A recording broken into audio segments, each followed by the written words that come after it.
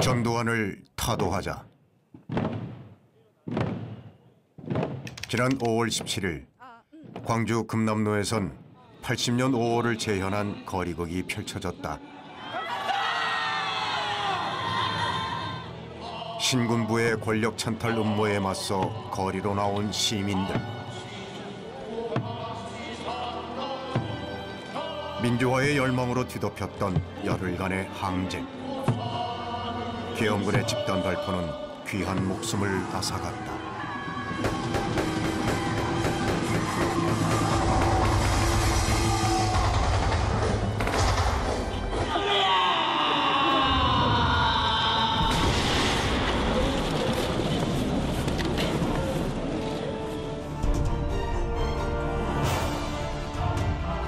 발포 명령자는 누구인가?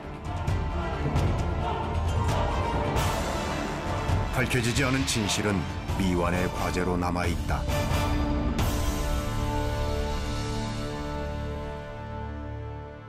지난 5월 10일 제가 직접 보고 5.18 민주화 운동의 또 다른 목격자 고 안병화 치안감 유가족의 기자회견이 열렸다. 80년 5월 당시 치안 책임자였던 고 안병화 전라남도 경찰국장. 사후 30주기를 맞아 당시의 상황과 심경을 기록한 비망록을 공개했다. 또 고인의 생전 모습을 담은 사진과 유품을 기록관에 기증했다.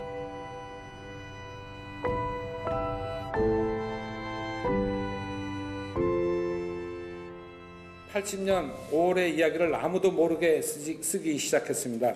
마무리는 짓지는 못했지만 그 기록을 남기고 싶어 하셨습니다. 나는 전남 경찰국 직원들과 최선을 다했으나 광주에 많은 희생자가 발생한 것에 대해 마음이 아프고 죄송스럽다. 공개된 비망록에는 절대 희생자가 발생하지 않도록 일반 시민의 피해가 없도록 하는 등의 데모 제지에 임하는 경찰의 방침이 적혀 있었다. 대규모 유혈 사태가 일어난 원인을 신군부의 과격한 진압과 악성 유언비어 유포, 김대중 씨의 구속 때문으로 지목한 메모도 발견됐다. 이처럼 상부의 뜻을 거역했다는 이유로 무능한 경찰로 낙인 찍힌 고 안병화 경찰국장. 시민의 안전을 지킨 그의 행동은 발포 명령을 은폐한 신군부와 비교되며 최근 큰 주목을 받고 있다. 그거는 총기를 들고 일어나는 하나의 그 폭동이야.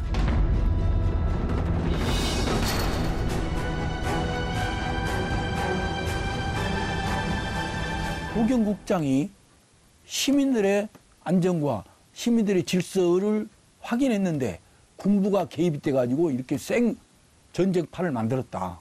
타 지역 사람들이나 잘못 알고 있는 사람들을 충분히 설득할 수 있는 가장 좋은 디딤돌이 될 수 있다, 이런 생각을 합니다.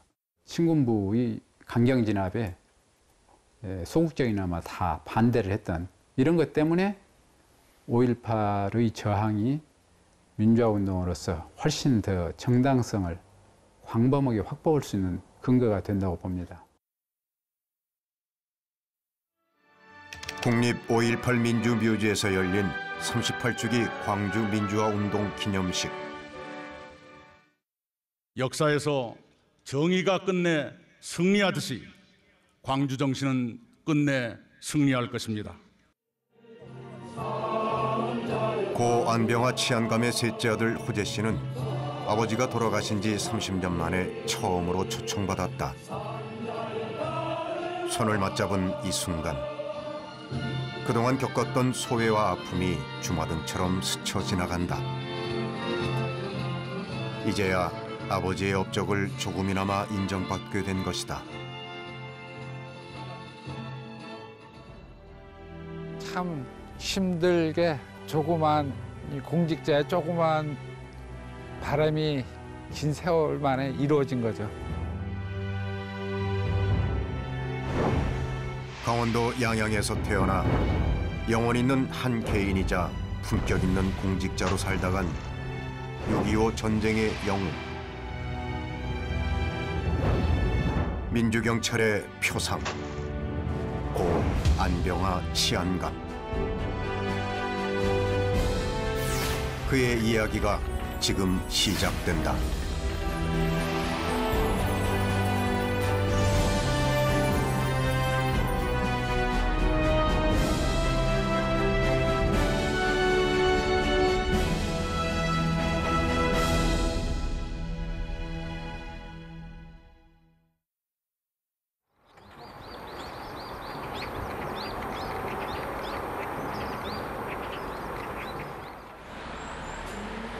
서울시 용산구 후암동.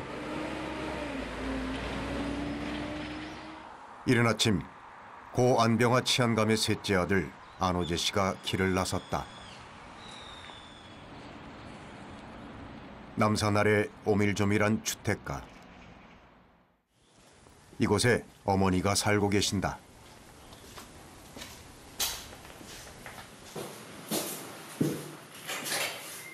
네, 저 왔어요. 왔어? 아유, 어서 오세요. 이분이 어머니시다.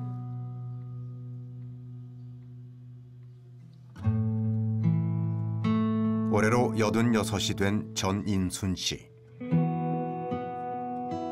단출한 전셋집에서 여생을 보내고 있다. 남편이 세상을 떠난 지 30년이 다 돼가지만 그를 생각하면 가슴이 아려온다. 너무 평생을 고생한 거죠. 전방 생활에 전쟁 때 그렇게 겪고 또 강주 와서도 본인이 아주 잘못했으면 또 그거 아는데 본인은 잘한 건데 결국 그런 인정도 못 받고 너무 불쌍하게 돌아가신 거죠. 전임순 씨가 청년장교 안병화를 만난 건 부산 육군병원에서였다. 친척의 소개로 알게 된 두 사람은 전 씨가 고등학교를 졸업한 1952년 남편의 고향인 강원도에서 혼인서약을 맺었다. 젊은 시절 남편은 어떤 사람이었을까?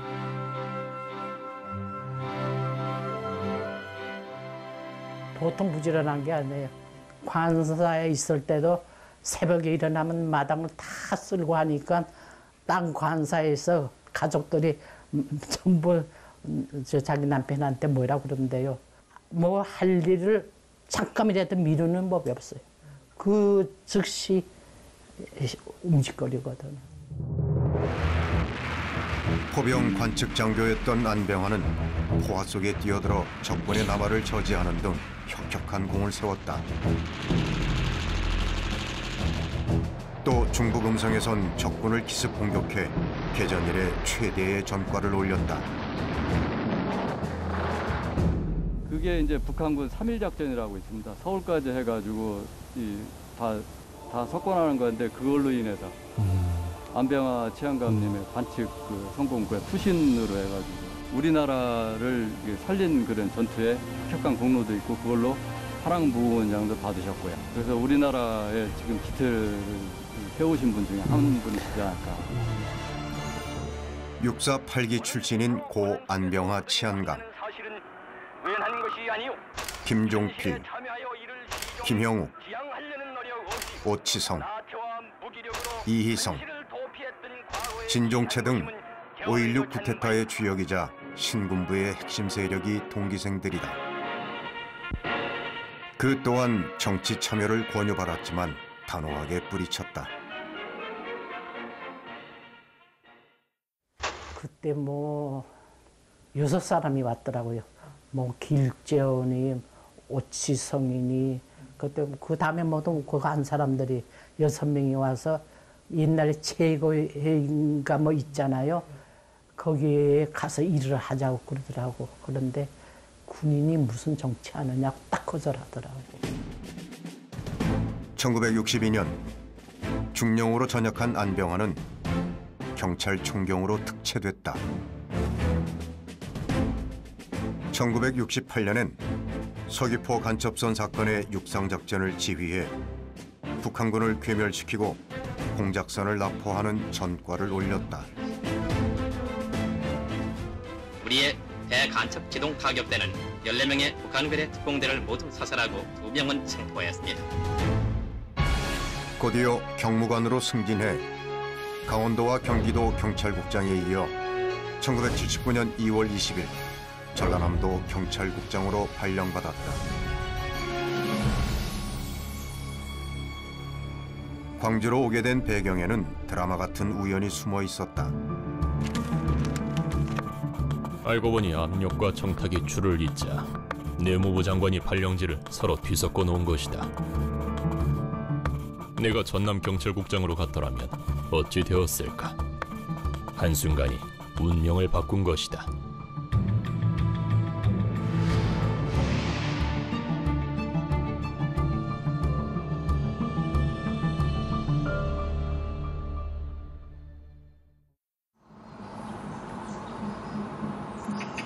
지난 5월 9일 부인 전임순 씨와 아들 안호재 씨가 광주를 방문했다. 안병화 치안감의 마지막 부임지가 된 옛 전라남도 경찰국. 국립아시아문화전당이 들어서면서 방문자 센터로 바뀌었다. 여기 이제 저 옆으로 해서 현관으로 올라갔는데 여기 이 주차장 자리가 이 건물을 만들어 놔가지고 이제 흔적이 싹 없어집니다. 일반인들이 오면 이게 뭐 하는 데인지 모르죠. 써 있는 것도 없고 조그만 간판이에요. 남편과 함께 광주로 이사 온 전임순 씨. 아직도 그때의 풍경이 눈에 선하다. 안병화 국장의 집무실이 있던 2층. 그곳엔 옛 자취가 남아있을까? 바뀌지 않은 건 창틀뿐이다. 80년 5월 아버지는 이 창가에 서서 금남로를 메운 시위대를 바라보았다. 사무실에서 밖에서 내다보면 충장로 저 끝이 안 보일 때까지 사람들이 이제 시위한 사람들이 모여 있었는데 처음으로 겁이라는 걸 느끼더라고요. 전쟁이라면은 싸우면 되는데 저 사람들을 어떻게 해야 되나 무섭고 겁이 났었다고 그랬을 거예요. 그때 시민들의 함성으로 가득했던 분수대와 광장의 오른편에 경찰 관사가 있었다.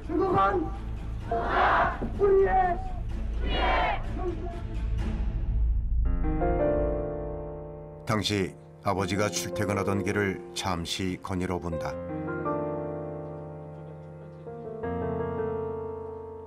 걸음을 뗄 때마다 추억이 새록새록 떠오른다.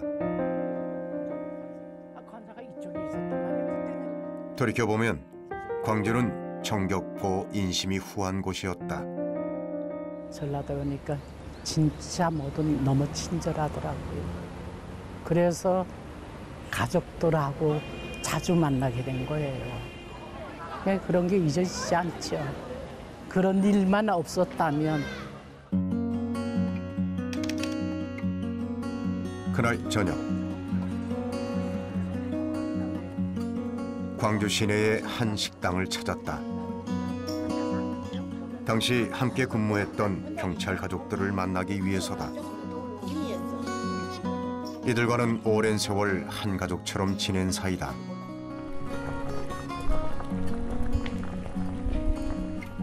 (38년) 전 그때처럼 한 식탁에 앉아 한솥밥을 먹는 시간. 저마다 안병화 국장과 얽힌 추억담 하나씩을 꺼내놓는다. 지게해지 안 풀어주면 우리는 몇 달이라도 지게해지 당해갖고 있을 거 아닙니까? 근데 다 빨리빨리 조사해갖고 그렇게 빨리 그렇게 복직을 시켜줬어. 그래서 우리 앙장은 그렇게 직원들한테 사랑을 많이 베풀었어요.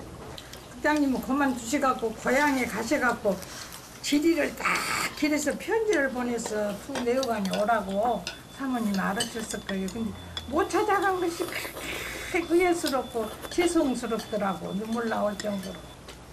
하여튼 자상스러웠어요. 하여튼 직원들한테는 그 이상 진짜 잘하실 자상스러웠어요. 수가 없었어요. 하여튼 입 달린 사람은 다 말했거든요. 다시 헤어져야 할 시간. 나중에 전화하세요. 저기 전화 아니까 아까 내가 드렸어요. 전화하시고. 잡은 손을 쉽게 놓지 못한다.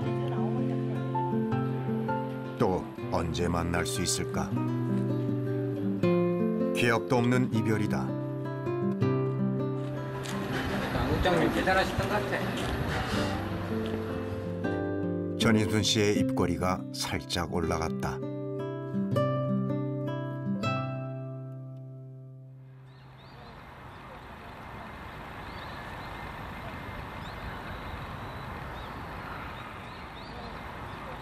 다음 날 아침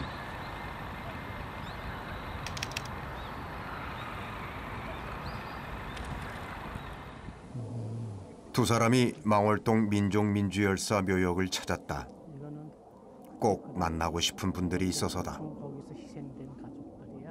저희 이제 어머니세요? 잘 계시죠? 예. 건강하시죠? 예. 건강하세요. 위로 올라왔었어요. 위로 올라오세요. 위로 올라오세요. 처음 온 두 사람을 5월 어머니의 분들이 따뜻하게 맞아주신다. 어머니들의 안내를 따라 묘역을 참배하는 길. 상상 못할 슬픈 사연들이 쏟아졌다. 제 남편 묘는 여가 있네요. 이 정도요. 없었어. 요. 자식도 있고. 예, 이 정도. 그분들도 다 고문당해 갖고 돌아가신 분 있고 지금 후유증으로 병원에 가 계신 분도 있고 그래요. 5.18을 직접 목격한 전임순 씨는 어머니들의 얘기가 남일 같지만은 않다.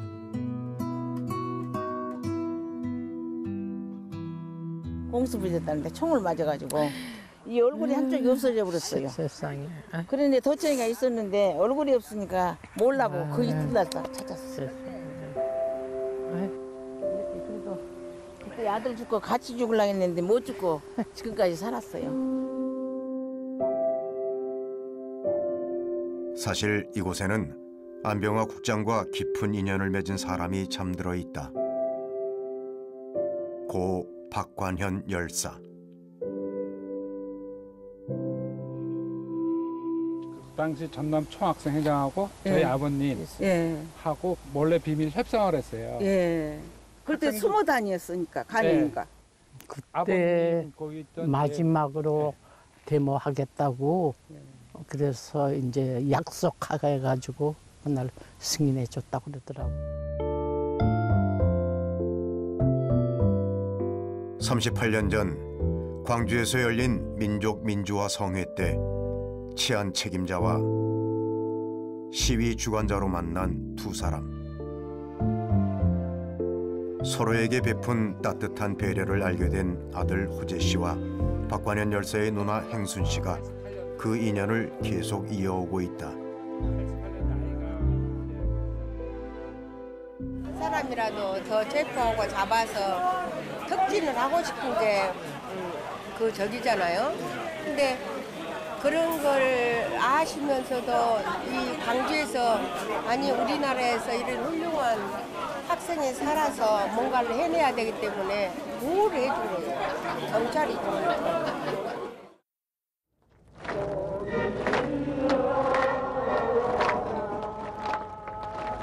80년 5월 14일부터 16일까지 열린 민족민주화 성회.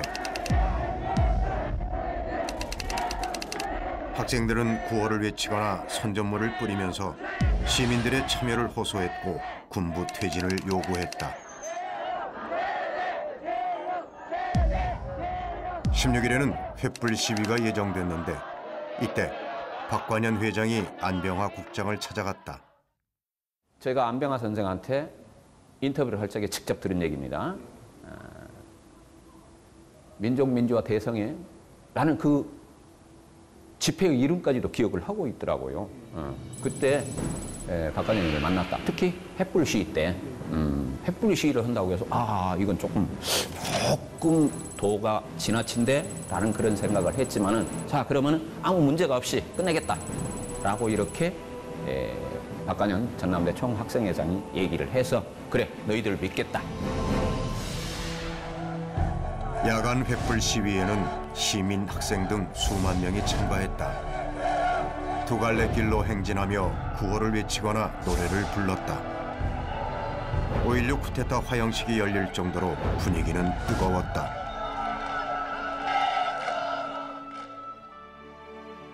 이게 완전히 경찰이 시위대를 호위해 주는 거야. 이렇게 에스코트를 해줘. 한 길로 쭉 따라가면서 양쪽으로. 그래서 그러한 소위 분위기였기 때문에 우리도 굉장히 의외였어요. 경찰의 그런 분위기는 의외였고.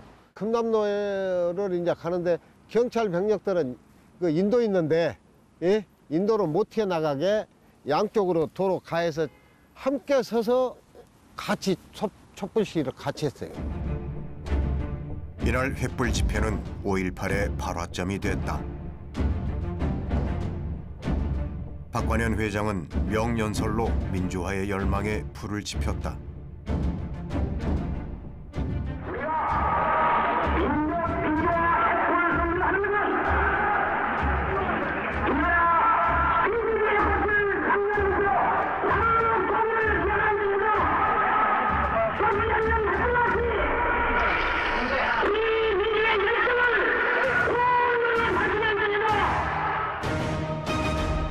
(14일) (15일) (16일) 집회가 있었기 때문에 도청이 이제 지역적으로는 중심이 되는 도청에 모여서 많은 사람들이 민주주의를 논의하는 이런 경험이 있었기 때문에 5.18 민주화 운동 과정에서 21일, 22일, 23일, 24일, 25일, 6일까지 전개되는 이런 이제 도청에서의 그 집회가 가능했던 거겠죠.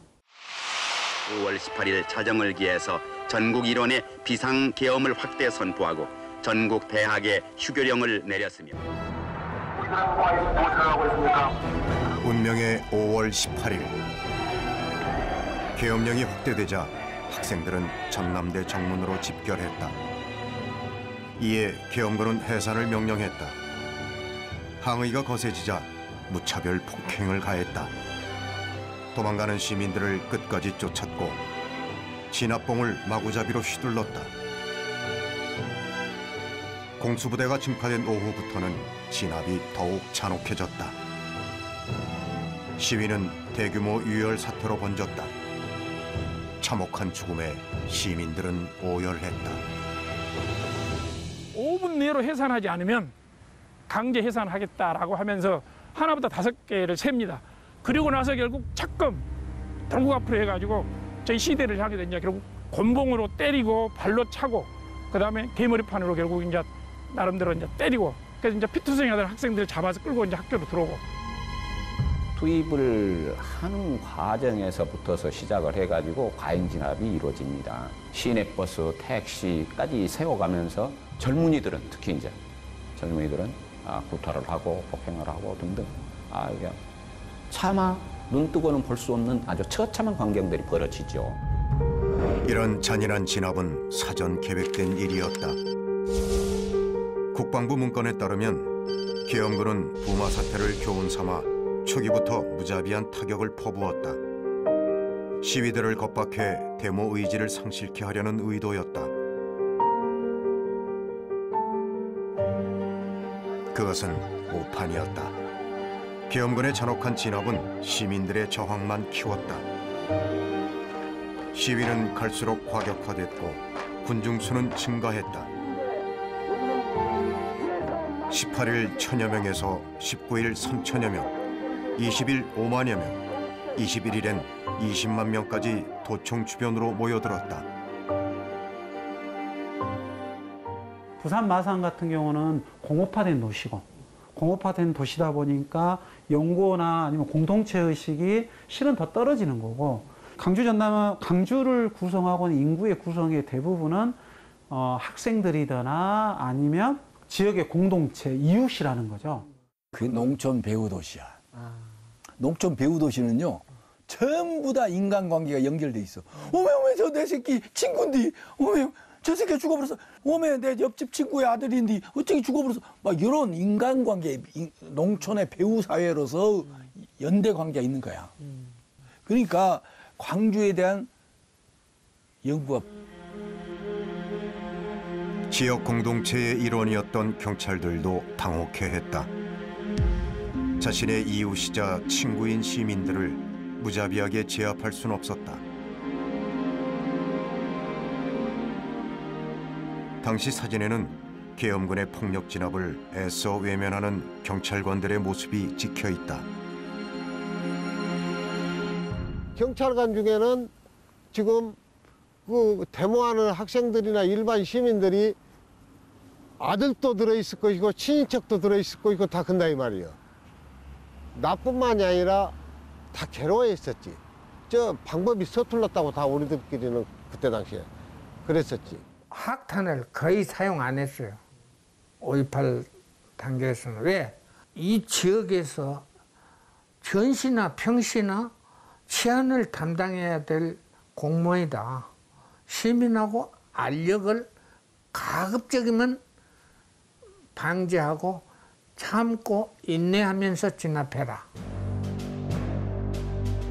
이런 정서를 알고 있던 안병화 국장은 데모 제지에 임하는 경찰의 방침을 내렸다. 절대 희생자가 발생하지 않도록 할 것. 일반 시민 피해가 없도록 하고 주동자 외에는 연행치 말 것. 경찰봉 사용에 유의하며 주동자 연행 시 지휘 보고할 것 등이었다. 또 각급 지휘관은 반드시 진압 대열의 선두에 위치할 것을 명령했는데 18일부터 21일 사이에는 시민의 안전을 확보하라고 지시했다. 분산되는 자 너무 추격 말 것. 학생 피해가 없도록 유의할 것. 화학탄 사용은 가능한 억제할 것 등이었다. 기동대 중대장들 회의할 때 가면은 또 이제 항상 하시는 말씀이 그 말씀이에요. 그 말씀이죠. 변수 발생하지 않게 해야 된다. 사령 우리 애들이 다치는 한이 있어도 시대가 다쳐서는 안 된다. 그거죠. 그 현지 상황에 맞는 그 안전 진압을 하도록 하고 절대로 추적해서 검거한다는 이런 거지 말고 현 지지를 어떻게든지 고수하라, 사수하라 뭐 이런 명령이 내려오고 안전 진압을 하도록 한다. 이런 지시가 내려오고 그래. 만일의 사태에 대비해 경찰이 소지한 총기도 소산시켰다. 5월 19일 광주권 경찰서 무기 실탄 소산 완료. 21일 오전 경찰국 등의 무기를 병기 창고에 입고 곧이어 각 지역 무기고 소산을 지시했다. 국민한테는 해를 주지 마라. 그리고 만일의 사태에 대비해서 이 총에 대해서 전부 은희가고 소개를 해라. 그렇게 강하게 얘기했어요. 계엄군이 총을 사용하기 전에 총을 31사단으로 전부 다 쏘아내라 라고 얘기를 하셨어요. 또 그는 무기고에서 총 끄집어내서 막 싸고 딸고 하고 하는 것이 귀찮더라고요. 도청 앞에서 집단 발표를 하는 것을 보면서 우리보다 쏴서 막으라고 그랬다면 이 나중에 이 사건에 대해서 덤태기를 경찰이 통째로 다 썼을 것인데 이것은 안명국장님이 최고로 잘한 일이다. 이처럼 인명피해를 최소화하려는 안병화 국장의 방침과는 달리 경찰도 무장하라는 압력은 날로 거세졌다. 김종환 내무부 장관이 경찰이 강력하게 보다 적극적으로 수습하라고 불효령인데 경찰이 어떻게 시민을 향해 발포할 수 있겠냐면서 차라리 죽고 싶은 심정이라고 했습니다. 안 국장은 극심한 압박을 받으면서도 총기 무장은 절대 안 된다는 소신을 지켰다. 자유당 말기 대모대에 발포 명령을 내린 경찰서장은 패가망신했고 그 자손들도 역적의 자식으로 고생받고 있다고 말했더니 자신도 그 생각은 확고한데 흥분한 시민들을 무슨 수로 진정시키느냐고 걱정하며 헤어졌습니다.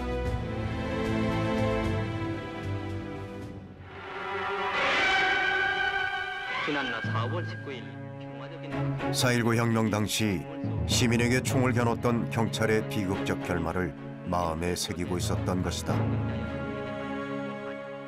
재판부에서는 각 증인들과 피고들을 데리고 경무대 정문에서 효자동 종점에 이르는 구역, 즉 4.19 당시 요란한 총소리와 함께 수많은 학도들이 쓰러지기 시작한 것을 검증했습니다.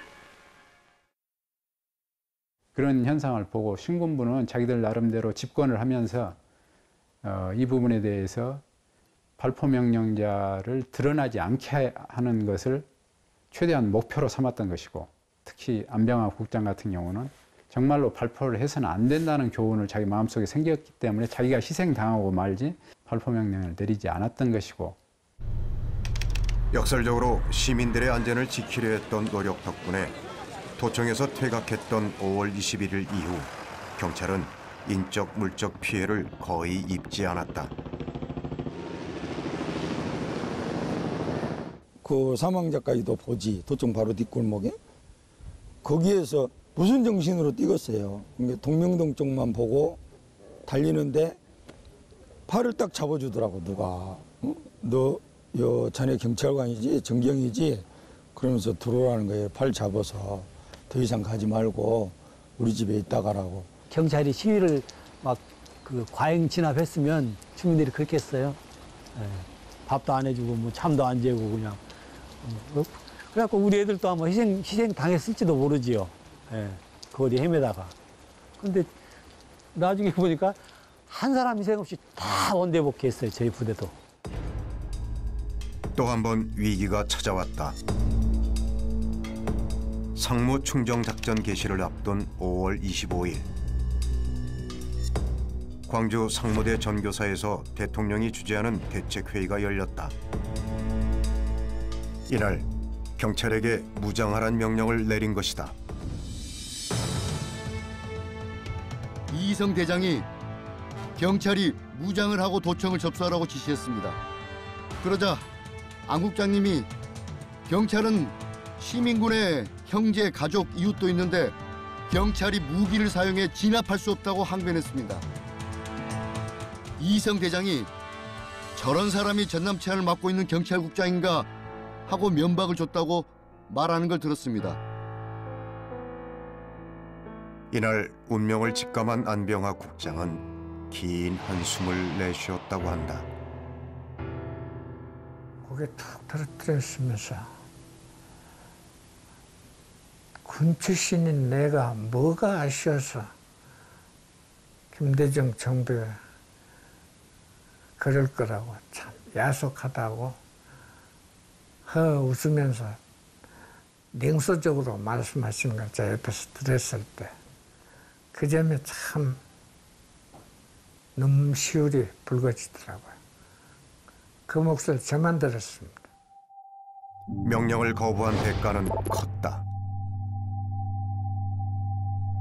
다음 날 치안본부로 압송된 안병화 국장은 보안사에 끌려가 8해 동안 혹독한 신문을 받았다. 그런 후 반강제로 사표를 제출했고 뜻을 함께했던 간부들 중 1명이 파면 11명이 직위 해제됐다. 사람은 누구든지 위기의 순간에 단 1초라도 더 살고 싶어 하거든요. 그 선택을 하신 거죠.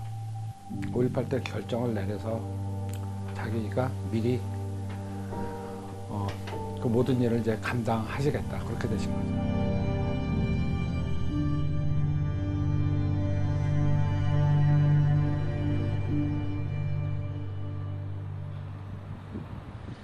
경기도 용인시 보정동.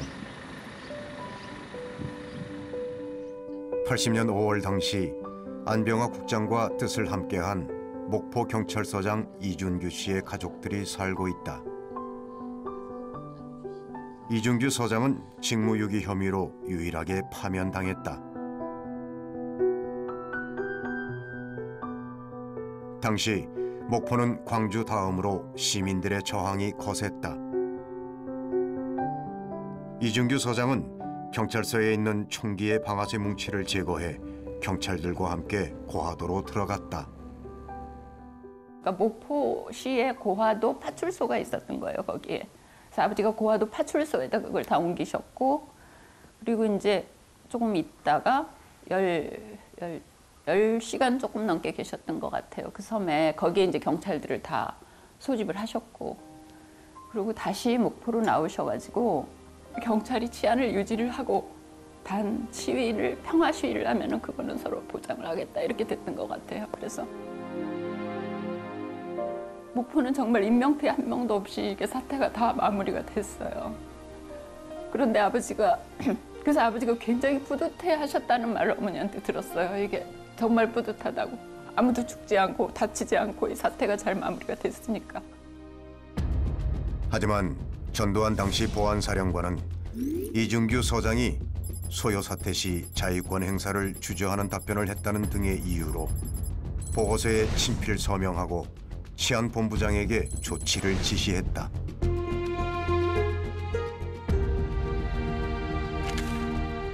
이후 보안소에 끌려간 이준규 서장은 무려 90일 동안 취조를 받았다.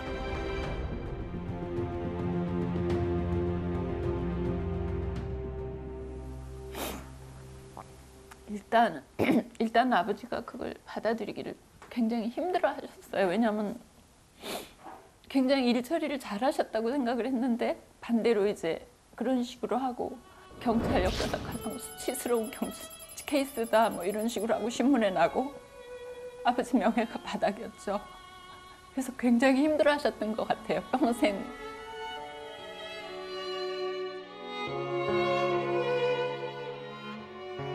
한 많은 세월을 살아온 가족들은 억울한 누명을 쓴 아버지를 떠올리며 하염없이 눈물을 흘렸다.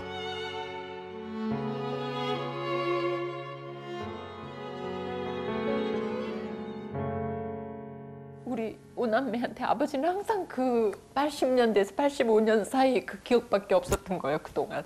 그러니까 아버지를 생각하면 항상 가슴이 아프고. 그래서 눈물 나오고 묻어두고 싶고. 그래서 이제 아버지를 여기서 해방시켜드려야 될 것 같아요. 80년도 이전에 그래도 행복하셨던 아버지, 또 우리랑 즐거운 시간을 보내셨던 아버지로 기억을 하고 싶어요. 그러려면 이제 아버지가 명예회복이 일단은 되셔야 될 것 같고. 삶을 송두리째 빼앗긴 고 안병화 치안감과 이준규 서장, 그리고 전남 경찰들. 이들이 만약 상부의 협박에 못 이겨 시민에게 총을 겨누었다면 어떻게 됐을까? 만 몇천 명이 68씩 쐈다 그러면 무지무지한 숫자인데 거기에 경찰 병력을 합해봐요. 그러면 더 많은 실탄이 소모됐을 거고 그 실탄에서 더 많은 희생자가 나라는 건 자명한 일이잖아요. 광주 전남에 시민도 없고 시민 정신도 없고 그 민주라는 두 글자도 없어졌을 거고 그다음에 경찰이라는 것도 존재 가치가 없어졌을 거고. 이건 자칫 잘못하면 이웃들끼리의 상잔으로 갈 수 있는, 그래서 지역 공동체가 완전히 분열돼 버리고 내부 갈등으로 갈 수 있었던. 국회 광주특위회 청문회가 오늘 속개됨으로써 청문회 행진이 8일 만에 재개됐습니다. 안병화 국장이 다시 세상에 알려진 건 광주특위 청문회가 열리게 된 88년.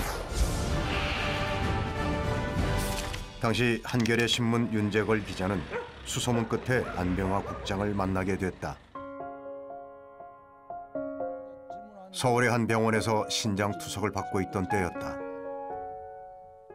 5.18 민주화 운동 이후 8년 만의 일이었다. 전화를 10번 이상 안 받았다니까? 안 받았을 때까지만 해도 저 사람이 나를 만날 자신이 없기 때문이 아닌가, 이중적인 인물이 아닌가, 나도 의심을 많이 했어. 윤재걸 기자는 5.18 당시 30일 사단장인 정웅 장군과 함께 그를 만났다. 대화를 해보다가 나도 감동을 했어. 옳은 생각을 갖고 계시더라고. 지금까지는 아무 문제가 없었다. 시민적 양식으로 다 빨랐다. 군부가 쓸 수 없는 공수들을 투입함으로써 광주 시민들에게 분노를 안겨주고 이 광주 시민들의 분위기를 깨가지고 이런 사태가 발생했다는 확신을 갖고 하시더라고. 5.18 민주화 운동 기록관. 당시 광주일보 취재기자였던 나이갑 관장도 88년 7월 13일 안병화 국장과 긴 인터뷰를 했다. 그만합시다. 하는 말씀을 15번 이상을 한 거예요. 피곤하니까.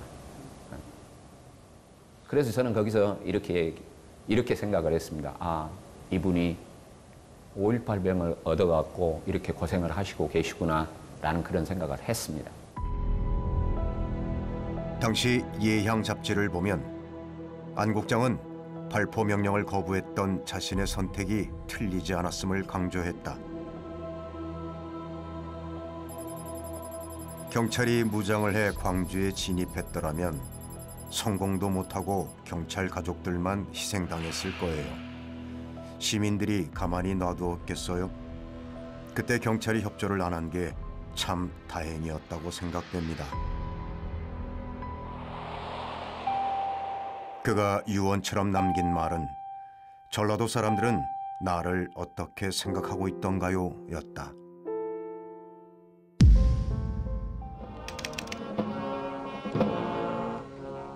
인터뷰 후 2달도 안 돼 고문 후유증으로 숨진 안병화 국장. 문민정부가 들어선 1993년 5.18 피해자로 인정받았고 2005년에서야 현충원에 안장됐다. 국가유공자로 지정된 건 사후 18년이 지난 2006년 일이다.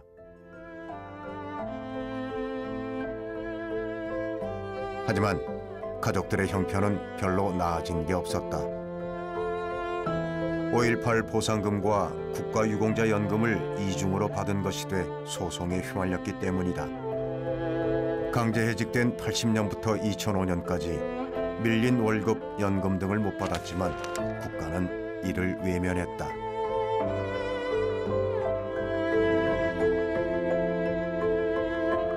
지금까지 제출한 탄원서만 수백 장. 별 소용없었다.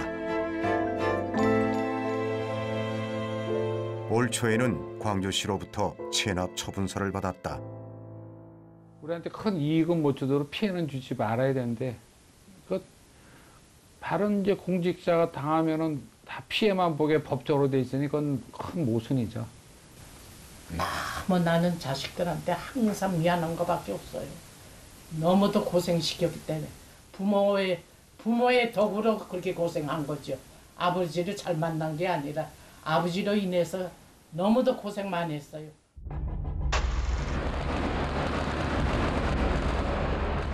이처럼 안병화 치안감의 존재가 경찰의 역사에서 지워지는 동안 시위 현장은 폭력으로 얼룩졌다.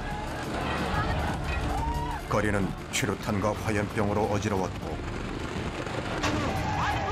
쇠파이프와 방패는 살인무기로 변했다. 특히 백골단은 계엄군의 잔혹한 진압을 답습했다.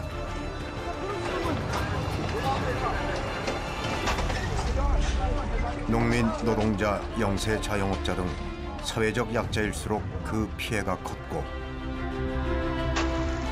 헌법적 기본권을 박탈당한 시민들은 법의 경계를 넘나드는 강력한 저항으로 맞섰다. 시민이 자기 의사를 공적 방식으로 표현할 수 있는 나라에서 불법적 시위란 없어요. 역사 이래로 없는 거예요. 시위랑은 다른 게 아니거든요. 공적 공론장에서 다양한 의사표현 방식 중에 하나의 의사표현 방식이에요.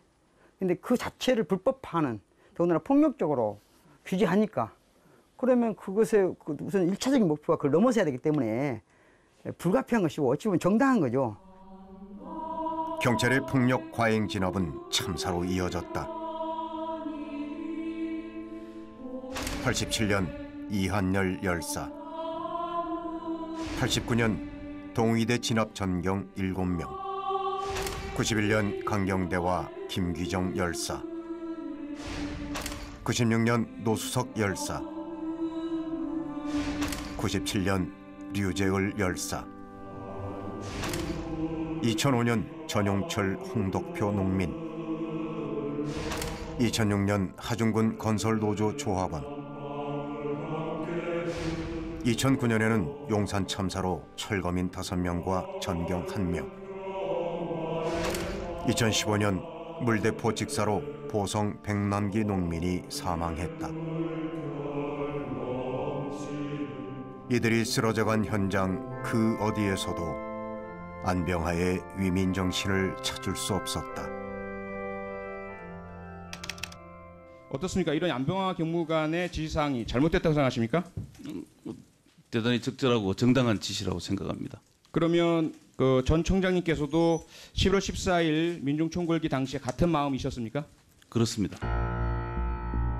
하지만 안병하 정신에 공감한다는 최고 책임자는 피해자에게 사과조차 하지 않았다. 다쳤거나 또 사망했다고 해서 무조건 사과하는 것은 적절하지 않습니다.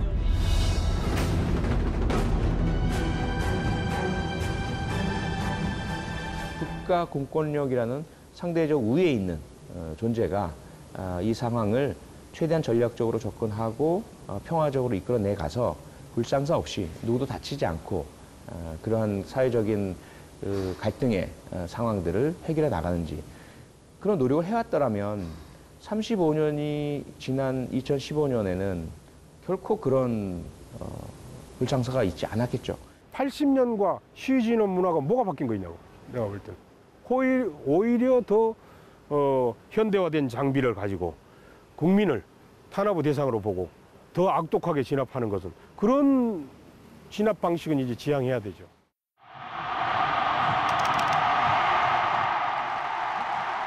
시위 집회의 자유가 보장됐던 2016년 촛불 집회의 양상은 달랐다. 박근혜 국정농단 의혹에 항의하는 시민들은 자발적으로 시위에 참가했다. 6개월간 총 23차례, 누적 인원 1,700만 명이 함께했지만 단 한 차례의 불상사도 없었다. 경찰은 시위들을 자극하지 않았고 시민들은 평화 시위로 응답했다. 이는 박근혜 대통령의 탄핵과 평화적 정권 교체의 원동력이 됐다. 식사 끝! 촛불혁명으로 탄생한 문재인 정부는 경찰 개혁을 천명했다.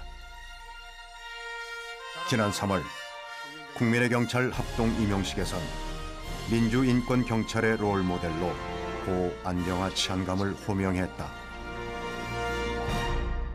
5.18 광주민주화운동 당시 경무관으로서 전라남도 경찰국장이었던 안 치안감은 신군부의 발포명령을 거부했습니다. 그는 정의로운 경찰의 표상이 되었습니다.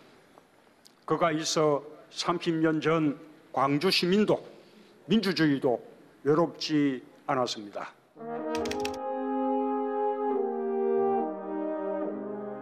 경찰청도 고 안병하 경무관을 치안감으로 추서했고 전남지방경찰청에 흉상을 세웠다. 이번을 계기로 경찰의 역할을 새로 정립하자는 의견이 힘을 얻고 있다. 소셜 피스키퍼라는 개념이에요. 사회적인 평화 유지자라는 거죠. 그럼 범죄가 발생한 이후에 가서 뭐 때려잡고 진압하고 이것보다 더 중요한 것은 그러한 범죄가 발생하기 전에 예방하는 것이고요. 중재하거나 또는 설득하거나 대화하거나 그 역할이 경찰의 본질적인 역할이란 겁니다. 그런 의미에서 봤을 때 이제 21세기에 비로소 세계 경찰학자들이 동의하고 있는 개념을 고 안병화 전남 도경국장은 1980년에 이미 실행을 하고 계셨다는 거예요.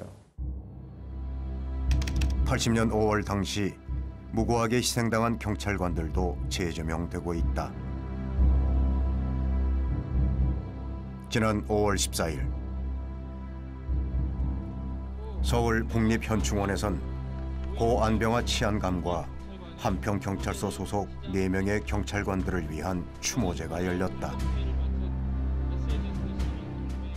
80년 5월 20일 4명의 경찰관들은 도청 앞으로 돌진하는 시위대 버스에 치여 사망했다.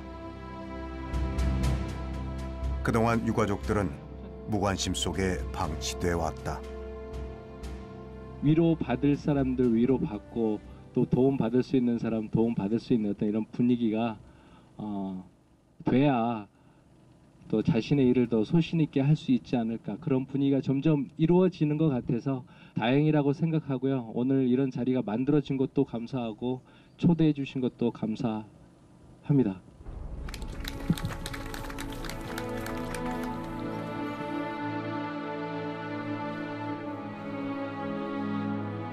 또 이날 추모제에는 38년 만에 처음으로 경찰 최고위급인 민감용 당시 경찰청 차장이 참석해 고인들의 재단에 분향하고 유가족들을 안아주었다.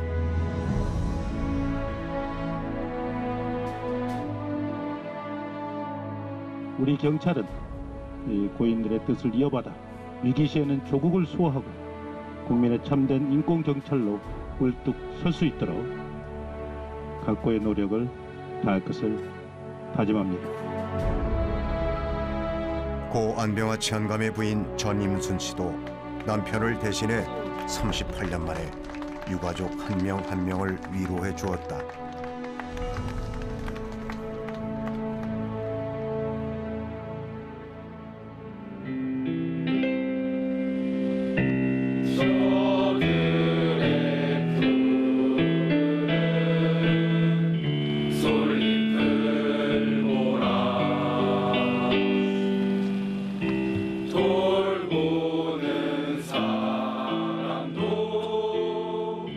경찰청과 시민들로부터 따뜻한 위로를 받은 유가족들은 그동안의 소외와 아픔을 용서와 화해로 승화시켰다.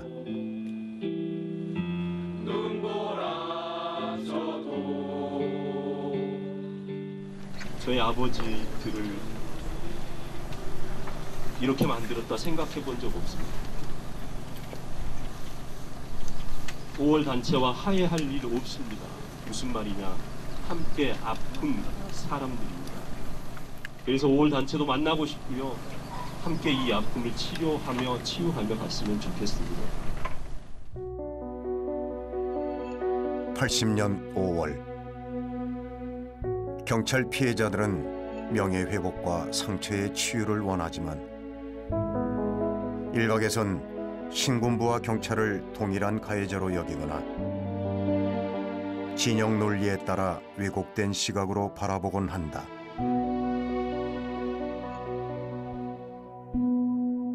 항쟁의 진실이 다 알려지지 않다 보니까 자기들이 보고 싶은, 자기들이 알고 있는 수준에서 다 이제 일반화 시키는 거죠. 그래서 경찰이나 군대나 군인이나 공권력의 주체라는 건 비슷한 거고 그들이 했던 건 똑같이 시위 진압했던 거 아니냐라는 생각. 최근에 이르기 전까지 안병화는 불편한 존재예요. 안병화를 자꾸 입에 올리고 또는 그에 대해서 분석을 하고 하다 보면 다른 독재 권력에 무조건 충성하고 예예하고 자기의 개인적인 승진과 자기 개인적인 이익만을 탐했던 수없이 많았던 경찰 지휘관들은 전부 잘못되고 나쁜 사람이 되어버린 것이죠.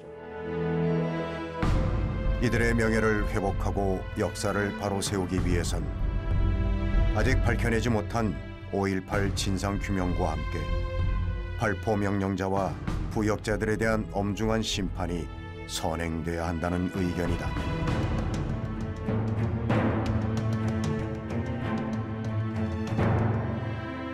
역사를 공부하는 5.18을 다시 얘기하는 이유는 뭐예요? 다시는 이런 일이 벌어지지 않도록 하는 거잖아요. 그게 가장 중요한 문제 아니겠어요? 그리고 안병화 치안감을 우리가 지금 추앙하는 것도 다시는 이런 일이 일어나지 않아야 된다는 표본이기 때문에 그런 거잖아요. 그래서 저는 그 문제는 발포 명령자가 우선 밝혀지면 그 발포 명령을 중간에 따랐던 지휘자들 반드시 저는 거명해야 된다고 봅니다. 그래서 그 군사 기록, 관련 명령 지휘 계통인 사람들 전부 기록을 보존해야 된다고 생각해요. 5.18 민주화 운동 당시 시민의 생명과 안전을 지킨 고 안병화 치안감과 전남 경찰들. 부당한 지시를 따르지 않은 죄로 많은 피해를 입었지만 그 가족들은 아버지이자 남편을 원망하지 않았다.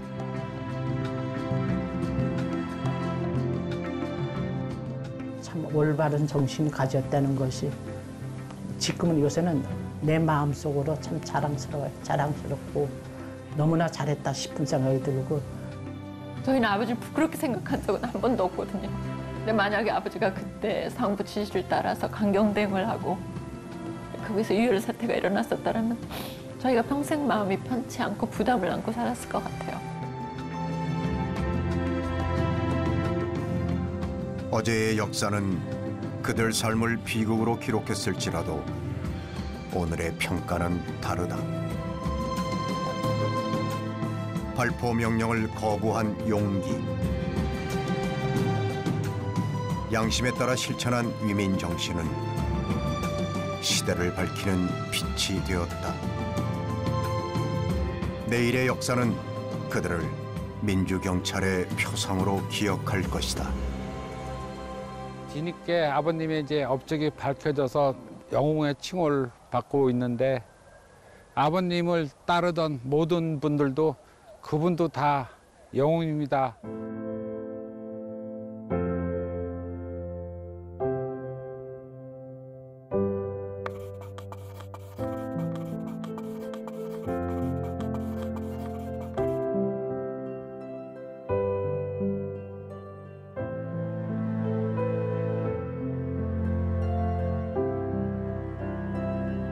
광주 시민의 요구가 정당했다라고 믿지 않았으면, 그런 신념이 없었으면 진압 명령을 거부했을 리가 없어요. 제가 볼 때는. 시민의식의 눈높이와 수준을 아셨던 겁니다. 이게 현명한 공직자였죠. 권력의 명령을 이행하고 국민을 통제하고 국민 위에 군림하는 자는 절대로 아니다. 이 선언이 안병화라는 이름에 담겨져 있는 것입니다. 잘못된 명령은 따르지 않을 수 있는 힘, 그 힘이 건강한 시민, 건강한 경찰의 가장 기초라고 생각해요. 그걸 이 나라 역사에서는 어찌 보면 경찰로는 처음 제대로 보여주신 분이다. 용산 참사라든가 이런 대형 사건들이 일어나지 않죠.